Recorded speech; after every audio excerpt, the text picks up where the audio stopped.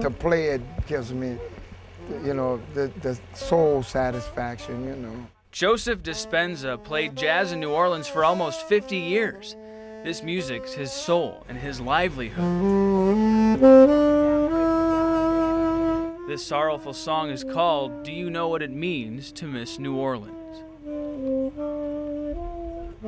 This instrument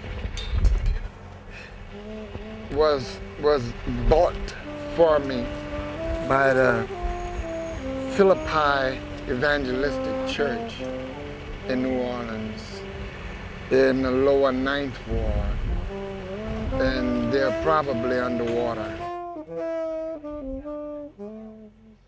After the storm, the trucks and helicopters came, but Joseph wouldn't go. I just couldn't leave my horn behind like that, you know. It was like leaving a child, you know, especially it was a gift from the church. And to me, it signified a gift from God. He only left when he was sure he could bring his sax. I said, "Can I take my horn?" They said, "Yeah, put it on the helicopter." And that's why I'm here. And I'm glad I'm here in this town. This place is beautiful. It really is. You going back to New Orleans? I don't think so. Where are you going next, Joe? Here. If they'll have me, I'll be right here.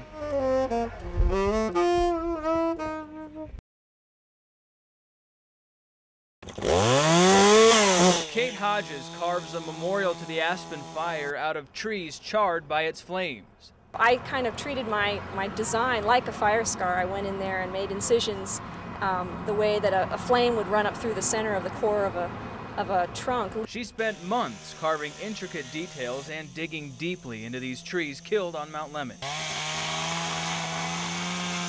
There's life in things that have died. There's a lot of vitality in that charcoal. There's some beautiful life in the natural things that die, and if we look for it, it's there. But John Jones, who's been instrumental in the rebuilding of Summerhaven, has his own take on this work of art. I've seen enough burned dead trees to last me a lifetime. It's like beauty. It's in the eye of the beholder, I think, and I would not put it in my front yard. In fact, I still have standing dead trees in the front yard of my cabin. John spent the last 2 years trying to forget the fire and move on. In some ways, it commemorates a moment, but it certainly doesn't commemorate the mountain, as far as I'm concerned. For John, it's a look at a wound he'd rather leave covered. But Kate Hodges means for the sculpture to be a symbol of resilience and resurrection. A scar is proof of the ability to recover. Even though John Jones sees it as a reminder of hard times, he's glad if it makes people think of Summerhaven. I appreciate anybody who can see beauty in these trees or can see usefulness in these trees. He says if people visit Mount Lemmon, they'll see dead, blackened trees, but also a town coming alive again. This sculpture will stand for the next several months here at the University of Arizona campus.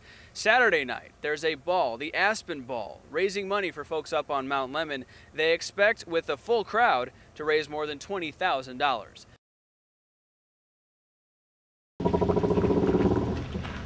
Just raising awareness that you don't need to guzzle a bunch of gas to get a car moving. The solar racing team at the University of Arizona rolls out its latest car, 2 years in the making. The paint was actually drying this morning. Getting ready to drive across the country in 2 weeks, a couple dozen designers and builders show it off. I think it's a good way to display that these things can be done, and they're not just dreams that people have. Dean of Engineering Tom Peterson says these students are learning lessons that go beyond circuits and suspensions.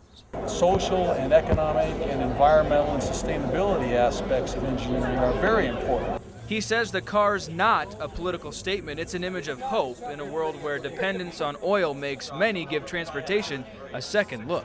I think anytime you can conduct research that focuses on alternate energy sources, and advance the science and advance the technology. While you may never be able to buy a solar car in the dealership, it is, just from an engineering standpoint, immensely important project. Designers of the car say while solar cells don't provide a whole lot of horsepower, whatever energy they do get, 95% of it goes into moving the car forward.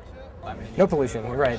It's powered by solar cells made for satellites, too expensive and too fragile for everyday use, but they give twice the power. We should just be limited by the speed limit the whole way. And there's a possibility that some of these young airmen could get thrown on a convoy, and the fact that I could sit there and say this is what you can expect, this is what kind of to look for, would definitely save lives. Airman First Class Jason Nelson spent months in a combat zone on gun trucks, never really getting close to aircraft. He says the role of the Air Force is quickly changing. Oh, who goes there? It's definitely a different world now. I mean, you're not signed to the Army, but we're doing Army taskings now. Roll left. Lieutenant Fernando Ruiz has an office job normally, but after this 2-day course, he's more prepared to face enemy fire. For most of the 7.5 years, I've been working indoors primarily, very non-threatening situations. So this gets me out of that mindset and gets me ready. The goal is to train every Davis-Monthan airman before they get deployed, because more and more they're finding themselves in convoys and other life-threatening situations on the ground. Roll left. So they train low, tear through sand on their elbows and knees. It's tough and hot.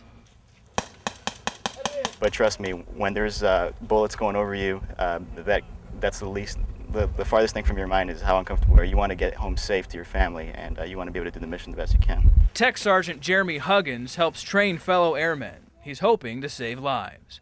One of my greatest experiences is coming off of a deployment and seeing my wife and kids there. If I can make one person have that feeling that may not have otherwise, then it's all worth it.